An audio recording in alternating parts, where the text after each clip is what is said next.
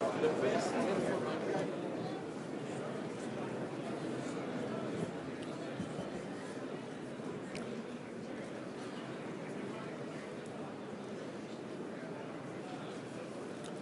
evening, ladies and gentlemen. We will have a very important dialogue between two people I don't have to introduce: President Calderón, President of Mexico, and Bill Gates. And the two have one thing in common. They are both, since many years, good friends of the World Economic Forum. And this leads me to use this moment at the beginning of this conversation to honor someone for whom I have particular respect and to celebrate President Calderón's leadership, particularly now, where he is also the president of the G20. President Calderón, you are, if I may use this word, associated with the World Economic Forum since 1970, since 1997, not since 1997. And you had been selected in 1997 as a global leader for tomorrow. But very fast you have become a leader of present times. And I think we are proud to recognize your achievements. And on behalf of the Foundation Board of the World Economic Forum, it's my great honor to present His Excellency President Felipe Calderon with the World Economic Forum Global Leadership Statesmanship Award. Thank you.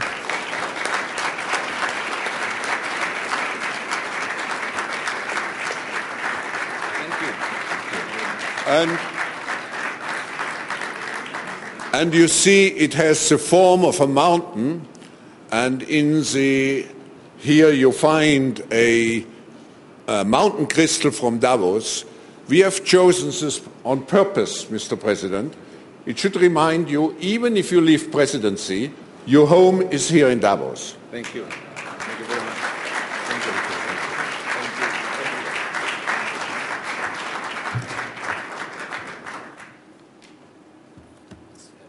you. I'll take over.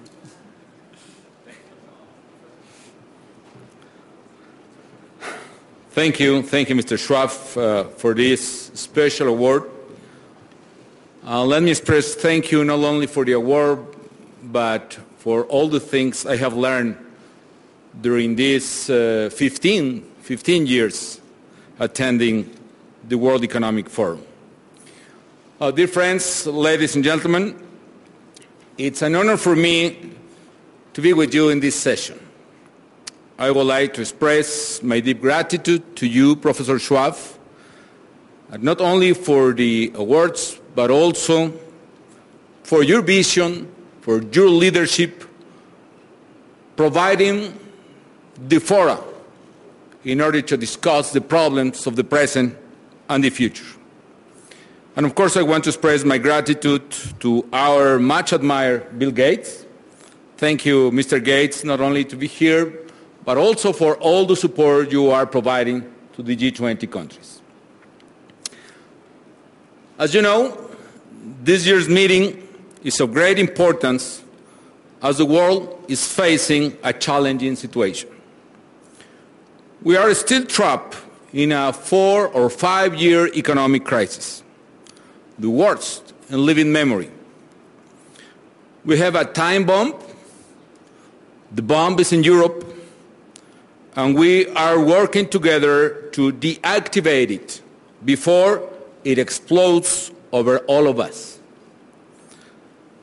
It is in these difficult circumstances that Mexico has assumed the presidency of the G20, the first Latin American country to lead this group.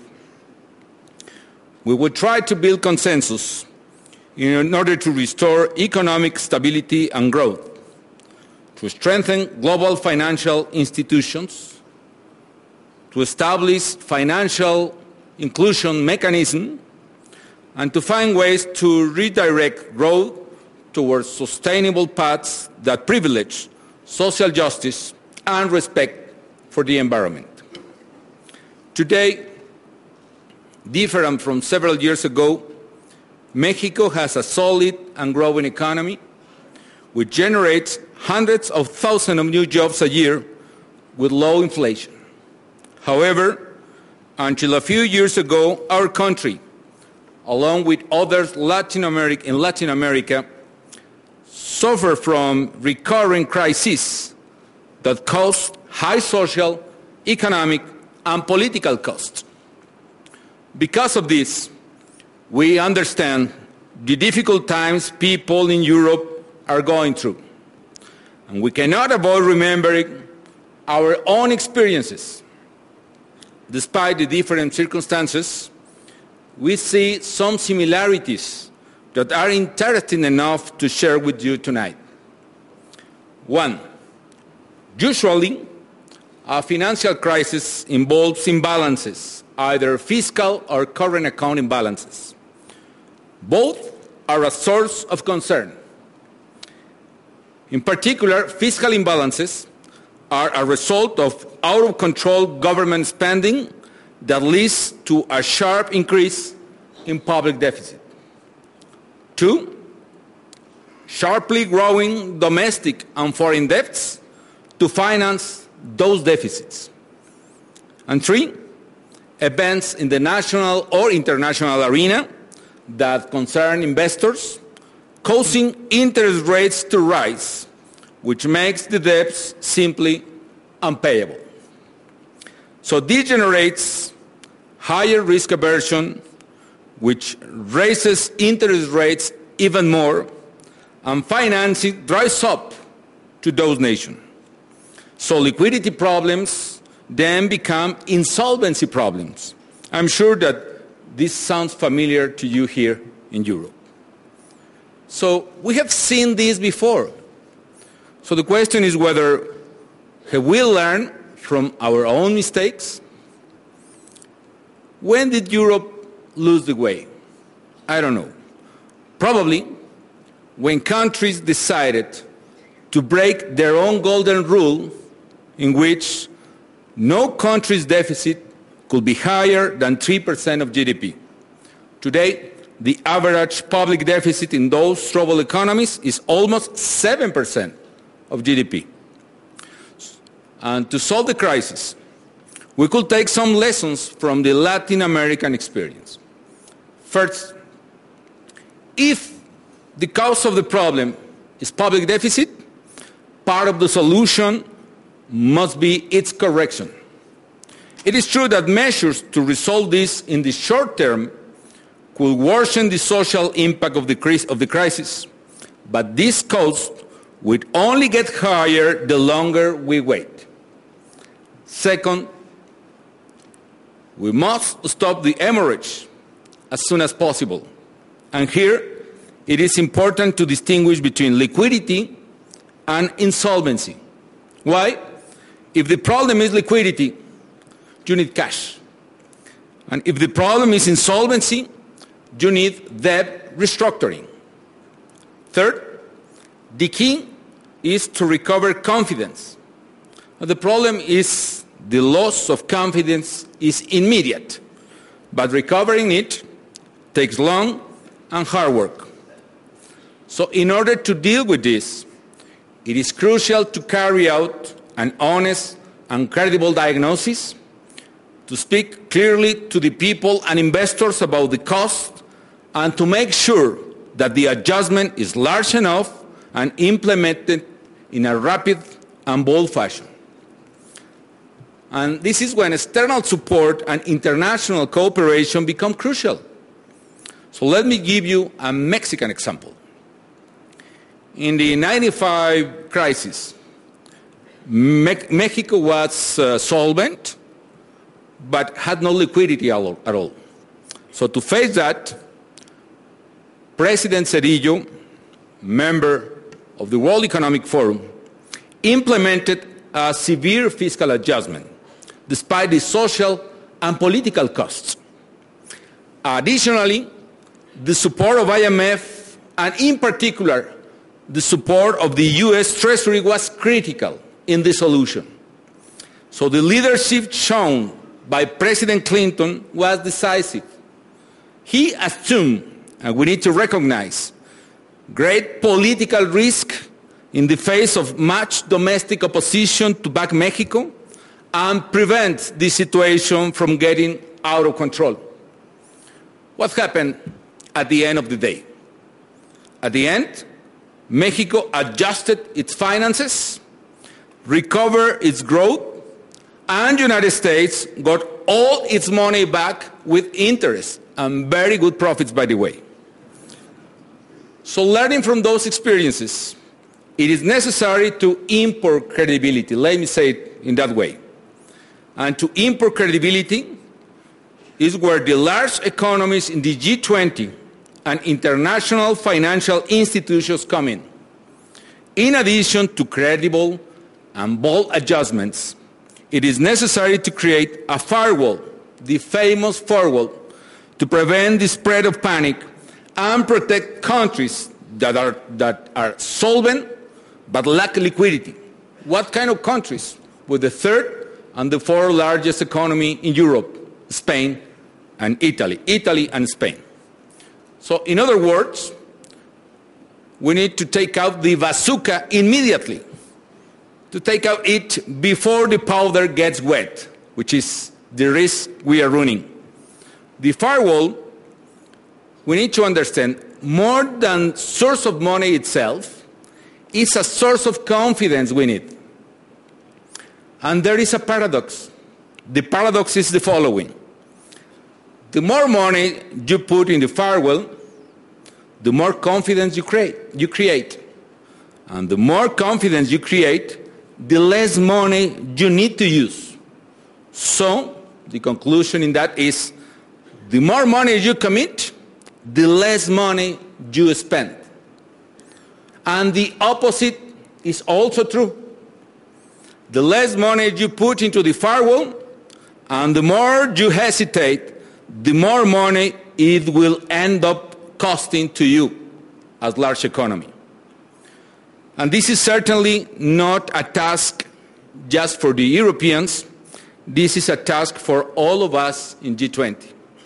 Don't forget, we are all in the same boat.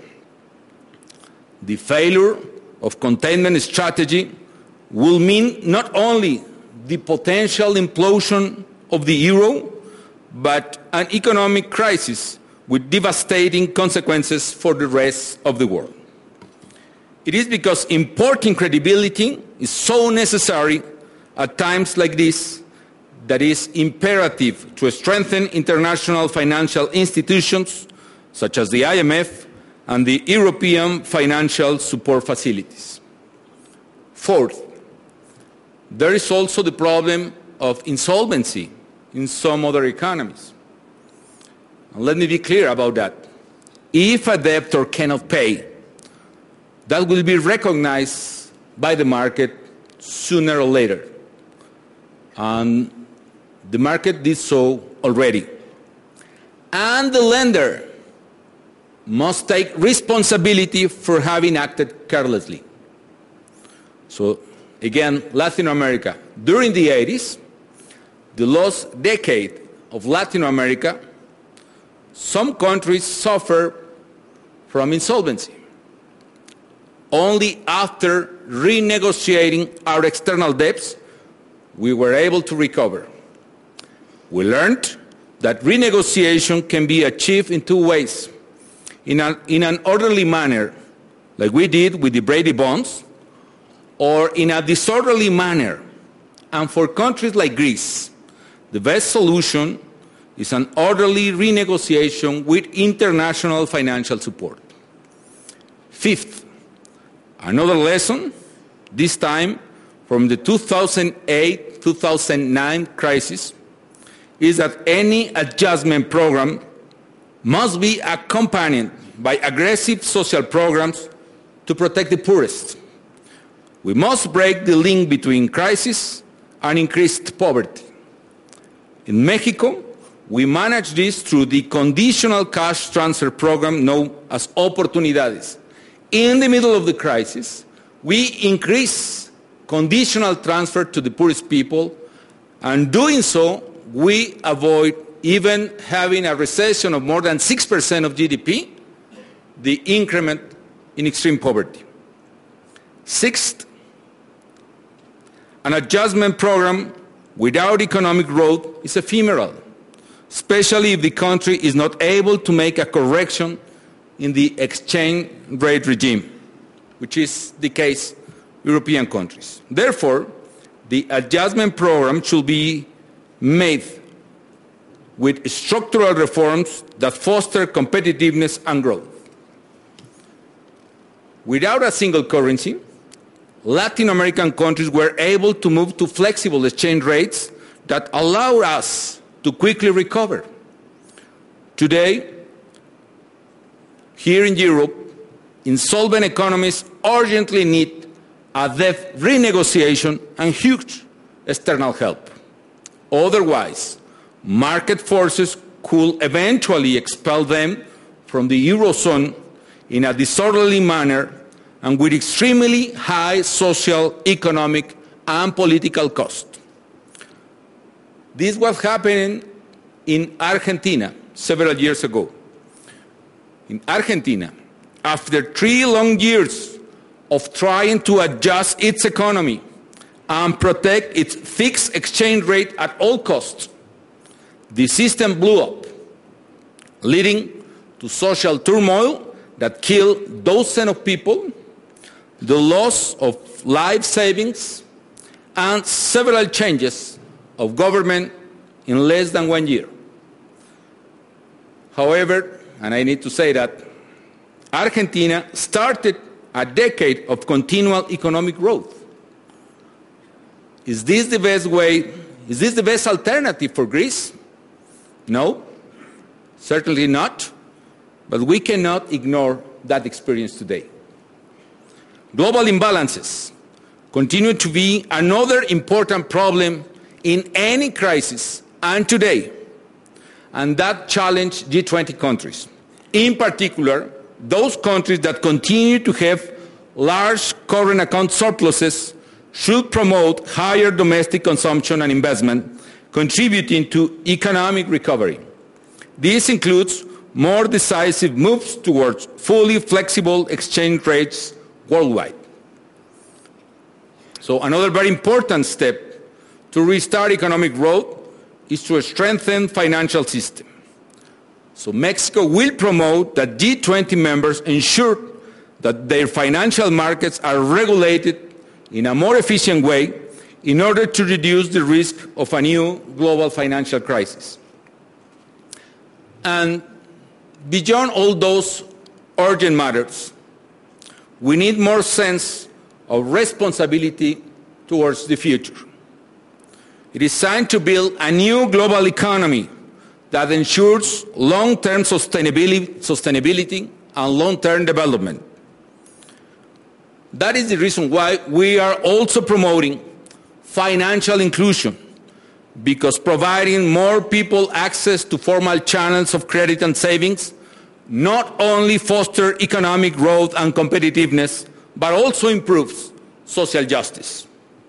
This crisis is an opportunity to address once and for all the terrible misery in which billions of people live. Food security is a key issue that Mexico will put on the table.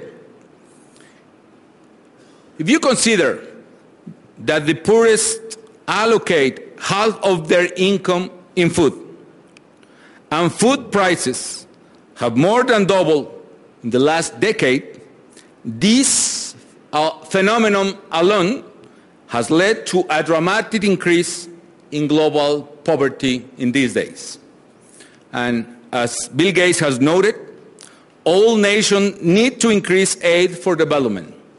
It is the right time to do so. and we can benefit from successful experiences fighting poverty. For example, the Oportunidades program in Mexico supports low-income families with conditional cash transfer provided they take their children to school and clinics. And we are talking about more than 6 million families in the country. In 14 years, Oportunidades has reduced extreme poverty by almost half. It is also essential that we increase healthcare investment. I agree with Mr. Gates again. We must continue to strengthen international cooperation to ensure that more developing countries are able to expand their basic health coverage. In Mexico, we started decades ago, and we started also with universal vaccination, as Gates Foundation is doing around the world. And this could be one among several first steps that we must undertake in poor countries.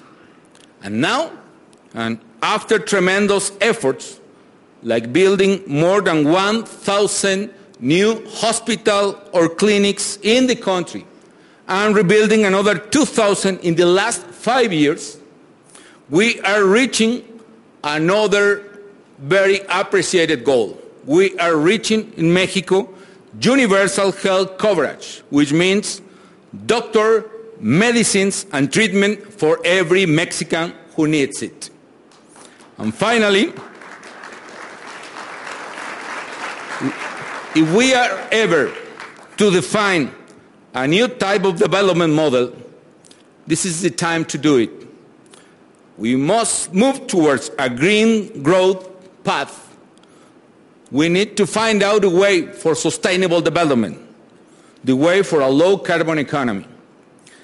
Climate change, for instance, is already affecting the quality of life. Again, my country, we had, and we have today, the worst floods in the south and the worst droughts in the north ever at the same time. Now, I'm sure that taking action now will be much cheaper than taking action in the future, when we will pay the full consequences of climate change. Moreover, protecting the environment provides opportunities for economic growth, and therefore, Mexico will push for the G20 economies to comply their commitments and to take on more ambitious goals as part of their plans for growth. Dear friends, Mr. Gates, I'm sure that there is a new world order and the rules have changed. The crisis is forcing us to redesign the economic model for the future. And in this change, we must maintain the principles of economic freedom and democracy. The new economic model will have to be one in which growth doesn't come at the expense of financial responsibility, social justice, and full respect for the environment. In few words, and despite the difficulties, this is the time to show leadership, to design and put in practice real sustainable human development. I do believe on that, and I ask for your support to achieve it.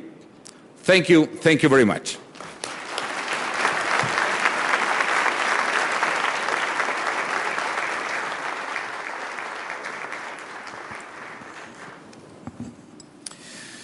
Well, that was fantastic. I get to ask the President some questions, and then at the end we'll see what questions the audience has. I thought your analogy between Mexico in 1995 and the present European situation was a very good one. But some of the parallels are, show how challenging this might be. 1995. Mexico had the political will to fix the deficit. It had the United States as helping out. and you had the ability to depreciate your currency. So three very important elements came together, and you got out of it in a positive way. If we think of Italy today, the equivalent of how much will they have to cut their deficit, who's that guarantor, and the currency flexibility, the comparison makes it look like it might be a tougher situation. Absolutely, it's a tougher situation, especially considering the size of Italy and the size of Mexico in '95. However, there are coincidences, and we need to learn from that. One is the problem of fiscal deficit, so we need to fix that. What is happening right now with Italy? In my opinion, Italy has a problem of liquidity. It's a very powerful and a very solvent economy, but if we don't help Italy in order to fix the liquidity problem, Italy could have a solvency problem. Why? You consider that Italy has a debt of probably roughly 100% of GDP? And if you consider that Italy used to pay interest rate of 3%, and suddenly one day they start to pay interest rate at 7%, that implies that in 1 year Italy must to collect public income or public revenues of 4% of GDP. So that is the way in which a liquidity problem goes to be a solvency problem. And that is the reason why we need to put the firewall, we need to use the bazooka right now even to protect Italy. Why? Because if we don't do that, the problem will spread around the world, not only. So with all respect, I think that the German people, taxpayers, and European, and Mexican even, because let me tell you, Bill, we decided to increase our participation and our contribution to IMF in order to strengthen that very important international institutions. And Brazil is doing exactly the same, and China. I hope that the United States, the American Congress, could decide quickly to support IMF. But anyway, because I can see the problem coming. Now, what could be the parallel with Mexico?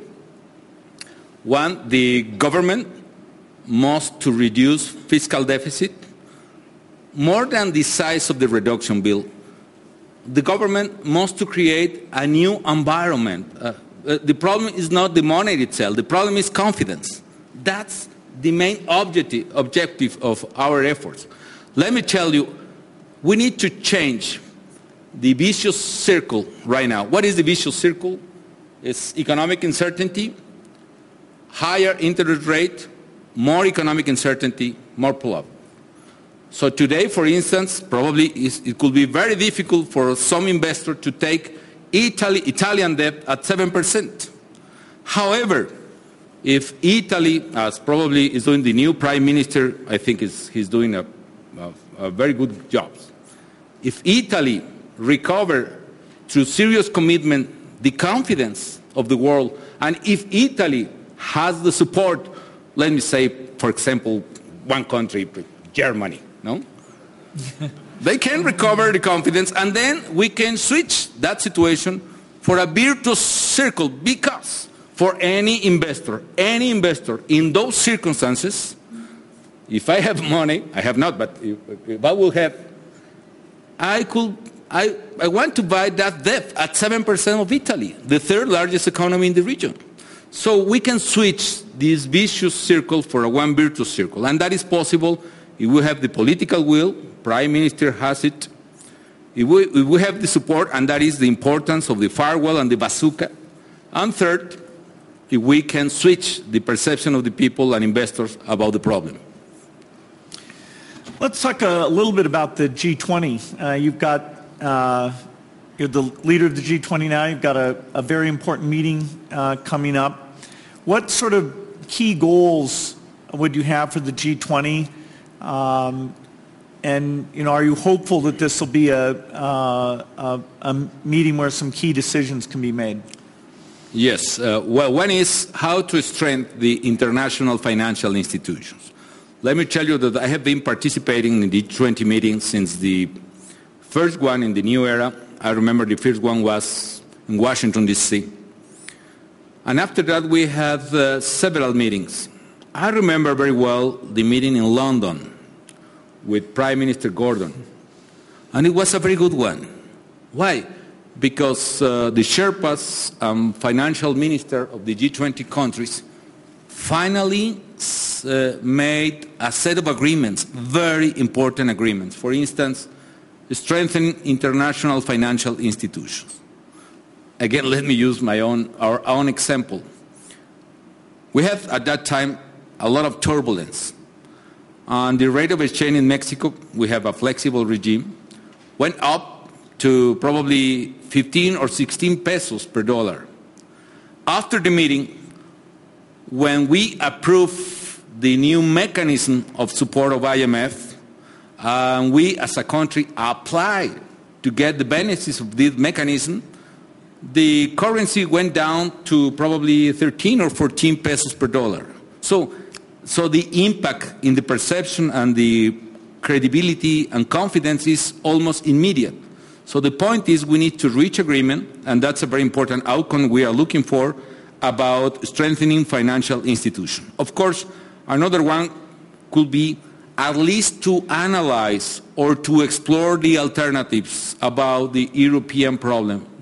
Because yes, it's an European problem, but it's not only an European problem. It's our problem, and we are seeing that in that way. Third, we want to push for food security. You know very well the problem.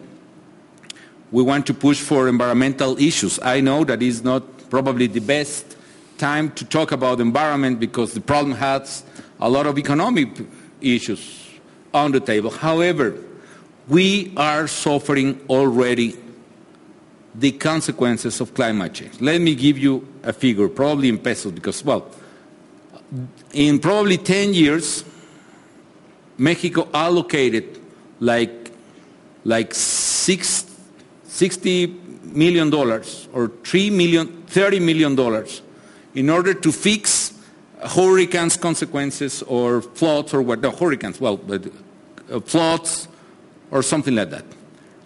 In my administrations, in 5 years, the first year we needed to allocate more than $1 billion, only first year. And today we are building a special program for droughts, which implies probably $3 billion. $3 billion only 1 year. So we are spending a lot already in climate change consequences. So if we are able to prevent that situation to the future, will be better.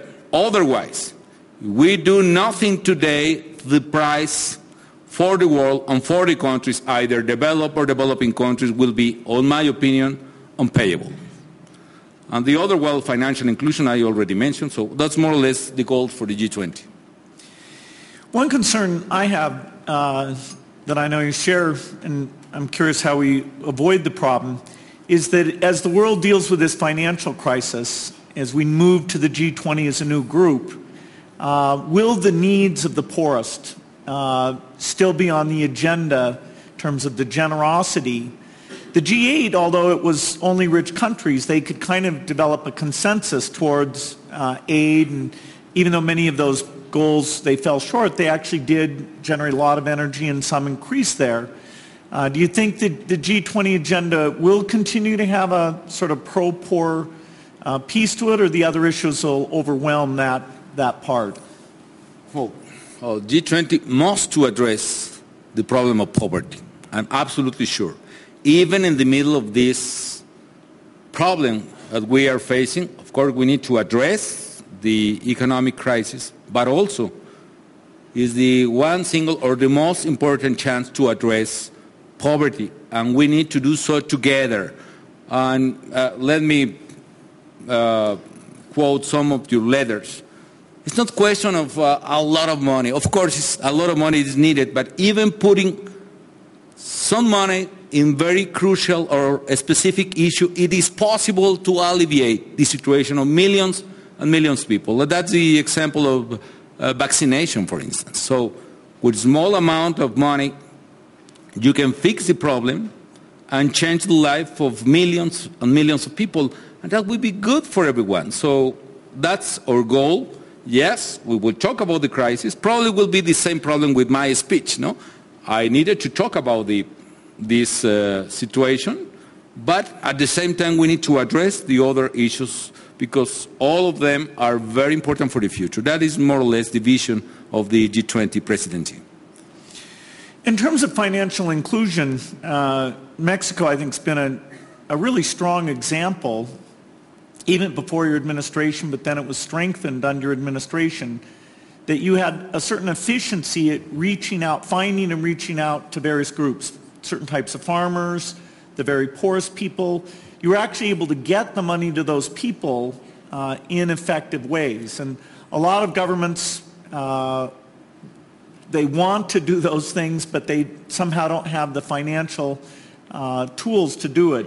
How has Mexico managed to be a real leader in this, and what lessons are there for other countries? Well, let me share our experience on that. We have a lot of things to do still, but anyway, we are advancing.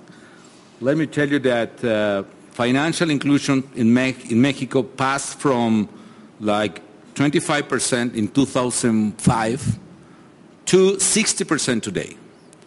And we are making it through several mechanisms. One is, as you were mentioning, again, Oportunidades. Oportunidades was designed in 97, more or less, with other principles. But anyway, the idea is to establish a conditional transfer to the poorest people, and those families are obligated to bring their children to the school and to the clinic. And with that, we are fighting not only the money problem of the poorest family, but also breaking the structural sources of poverty, which is the lack of education and health and so on. Now, we used to pay that. President Fox increased the program from like almost 4 million families to 5 million families, and we increased the program from 5 million to 6.5 million families, which is a lot. Now, last year, we started to introduce a debit card, and today we are paying almost all the benefits of Oportunidades through a credit card. And with that, all the beneficiaries have a banking account, and they are able to make operation of credit and saving, and we are widening the financial inclusions in Mexico, and that is very important. We are doing exactly the same with other public programs. For instance, Progan, a cattle support program, and others. In that way, we are introducing financial inclusion in the poorest areas. The other, and that is with your support, well, the support of Bill and Melinda Gates Foundation, we are activating rural stores and activating like banking branches or bank branches or banking agents, I need to say. And with that, the people in rural areas where there is no bank at all, it is able to make some elemental operations. And the idea is that through the debit card in Oportunidades and through mobile phones, we are going to be able to generalize the access to financial inclusion for the people. That's more or less the idea we are pushing. Another, for instance, is a lot of things it must to see or is absolutely linked with education, financial education. We are trying to promote that. And, of course, consumer protections through several public agencies in order to protect from abuses all those people jumping in financial institutions. One last question I'm really curious to get your thoughts on is, you've got 6 more months, but as you look at what you were able to achieve, are there some things that haven't been highlighted, do you feel particularly good about, or things that you wish you could have gotten a lot more done on? How do you look back at the work you've done? Well, it's difficult to say, but the time is running, and in my job, the days are so long and the years are so short. So we are in the last year, but let me tell you, I'm very proud about what we have achieved in terms of health. So we figured this.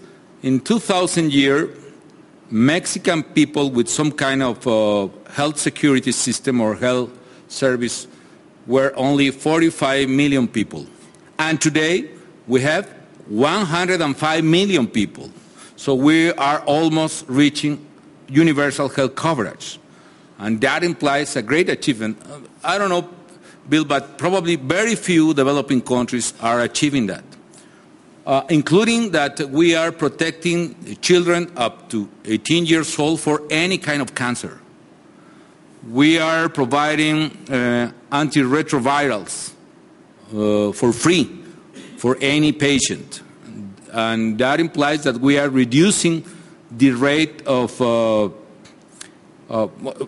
every year, for instance, the rate of a patient with AIDS in Mexico went down by 20% in 2 years since we introduced the free antiretrovirals.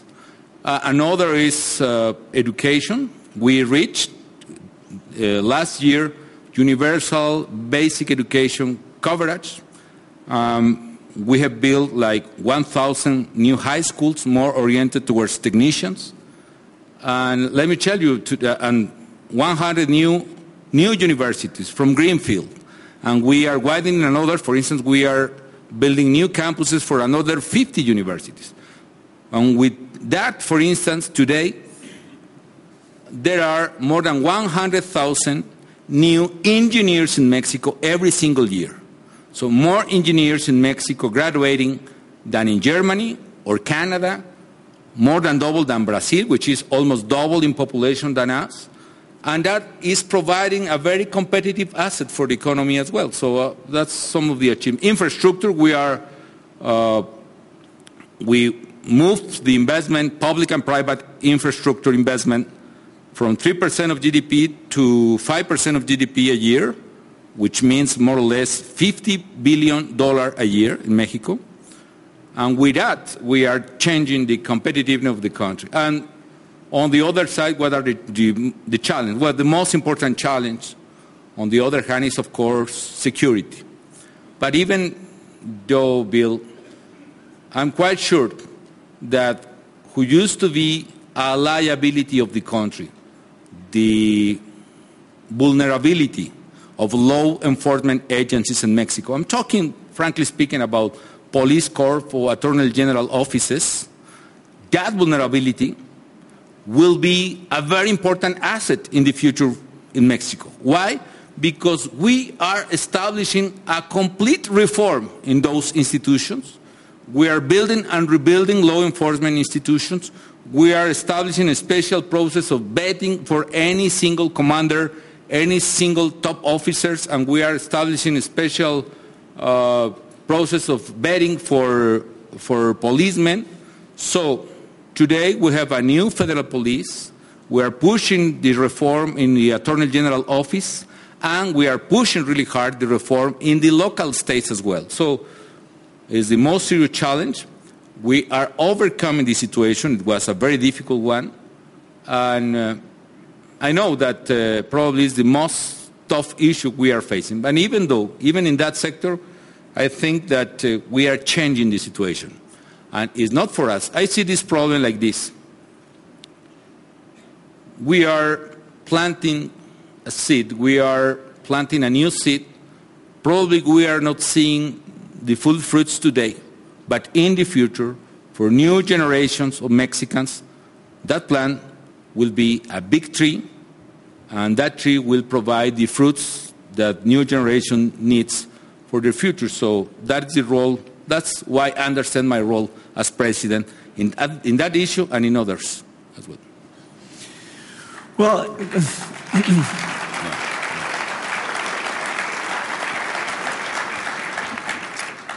I think this has been fascinating. I'm afraid we've used our time up. I think there's so much to learn from Mexico and other countries in that situation. When we think about where the dynamic countries are, where the solutions to poverty are, I think by taking the best practices that Mexico has done, looking at others, we can be very optimistic about what we can achieve.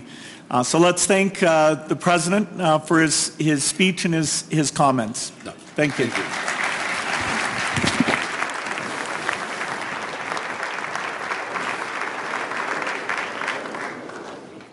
you. Ladies and gentlemen, before we start, does this work?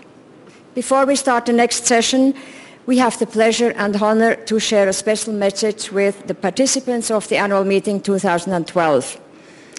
Last year in Davos, some of you will recall that I introduced an audio message by Daw Aung San Suu Kyi, where she appealed to the international community to support a new model for the future of all people in Burma.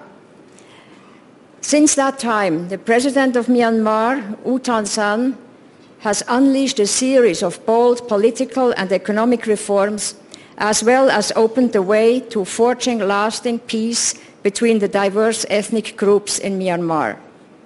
The National League for Democracy, of which Daw Aung San Suu Kyi is the General Secretary, has again been recognized by the government. And the lady and her party are currently contesting an important by-election which will take place on the 1st of April. In the context of a great transformation for Myanmar, my husband visited both President U Tan San and Daw Aung San Suu Kyi this past November. We are honored that the President has nominated his Minister for Industry to join the annual meeting, marking the first time in over 20 years that the member of the Burmese government participates in Davos. And now I'm honored to share with you a special video message which the lady has kindly recorded for all participants of this annual meeting. Once again, I have the honor and privilege of addressing this gathering of thinkers and doers, movers and shakers who are in positions to influence the direction that our world will take in the foreseeable future. I would like to express my thanks to the organizers of the World Economic Forum, especially to Professor Schwab, who made it possible for this message to be sent and who also kindly invited me very warmly to join you here. That I am, very regretfully, not able to be with you today is due to reasons which are closely related to the theme of this meeting, the great transformation, shaping new models. Last year, I spoke of the challenges that Burma was facing, our missed opportunities, our fundamental need for political stability, national reconciliation, and rule of law, that we may be able to achieve genuine democratization, human development, and economic growth, the aspirations of our people not only to catch up with the rest of the world, but to make their own contribution towards a safer, happier planet for us all. A year on, I can say that we have taken some steps towards meeting those challenges. We are not yet at the point of a great transformation, but we have a rare and extremely precious opportunity to reach such a point. That Minister U So Thing is attending the 2012 World Economic Forum is a sign of the positive changes that have been taking place in our country. I would like to appeal to all those who wish to promote the interests of Burma and other nations and societies struggling for peace and stability, development and prosperity, to support us in our efforts to take the next crucial step that will enable us to bridge the gap between potential and fulfillment.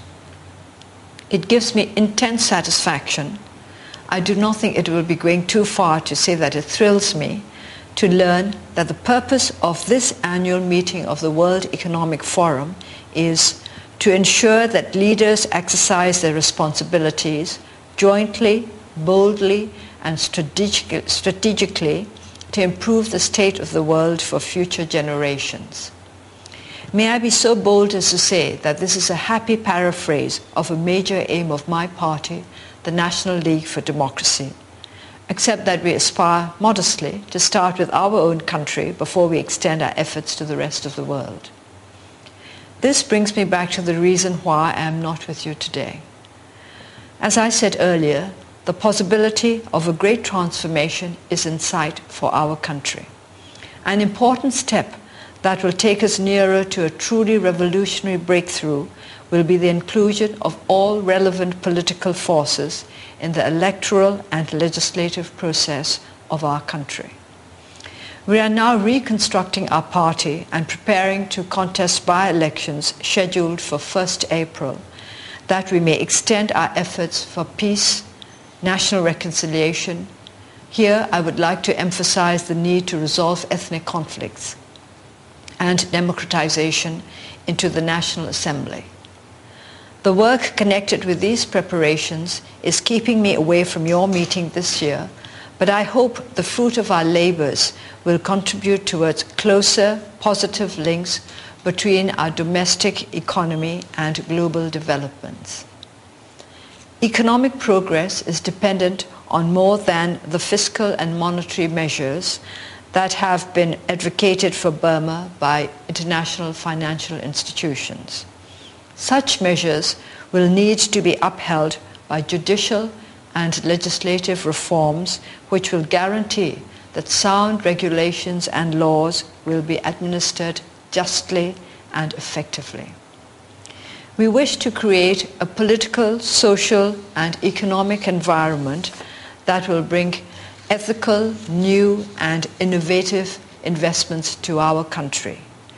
We would like to draw up our blueprint for a sustainable new model economy with a view to the future needs of our globe, social and environmental concerns woven into food, water, and energy needs. Once again, I would like to end with an appeal to all of you.